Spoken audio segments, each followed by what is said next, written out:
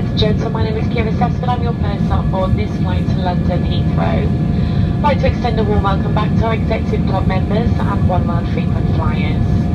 If there's anything we can do to make your journey more comfortable today, then please just let us know. We recommend that while you're seated, you keep your seatbelt loosely fastened. However, when the seatbelt sign is on, we do ask that you return to your seat and ensure they are securely fastened. We'll shortly go through the cabin with our in-flight service, offering complimentary food and drinks to all customers. We'll also be coming through the cabin with landing cards. If the United Kingdom is your final destination, you do not hold a European passport, then you'll need to complete a landing card. However, if in direct transit to another international flight today, there is no need for you to complete one. If you have any further questions or queries during the flight, then please don't hesitate to contact one of the crew. But for now, we invite you to sit back, relax, enjoy this short flight with us.